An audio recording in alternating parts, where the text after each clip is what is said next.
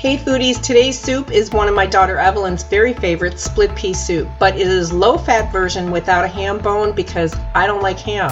I know it's a little strange, but because I love pork, I love bacon, but no.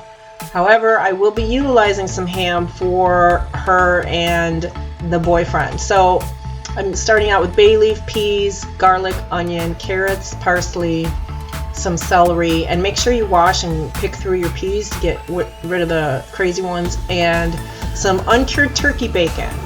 I'm also using water instead of broth, but you can use a veggie broth if you'd like. You could use chicken broth if you want, and I will be using some chicken bouillon, some salt and pepper as needed. So here we go, those are the ingredients. So we're going to start out by sauteing the onion and the celery and the carrot in some olive oil, and don't worry about chopping up the veggies because they're going to get pulverized anyway.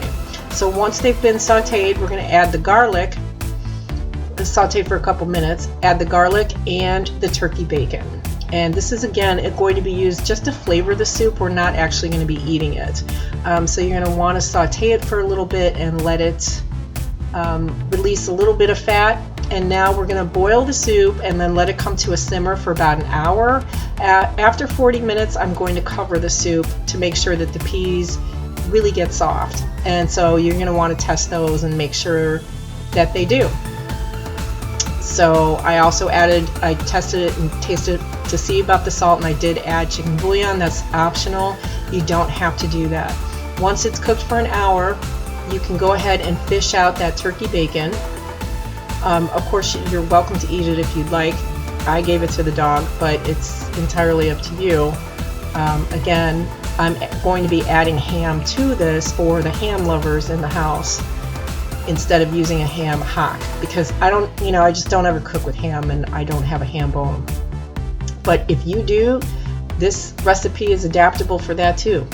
And I just added a tablespoon of sherry. So now you want to make sure that you fish out the bay leaf and take out about a cup's worth of the reserved peas, or reserve those on the side, and then go ahead and start smoothing it out and pulverizing. And those carrots are really soft, so they're going to go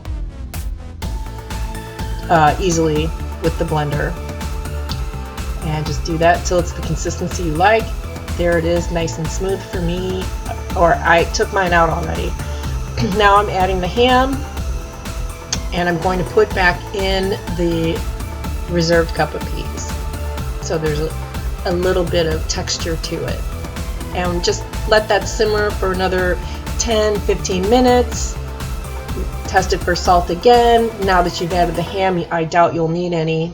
And serve it however you like. Of course, I'm going to be serving it with sour cream on top. That's how I used to eat it as a little girl at a restaurant called the Magic Pan. It was a creperie my mom took me to, so it gives me fond memories. But you can use croutons or homemade fresh bread. So good.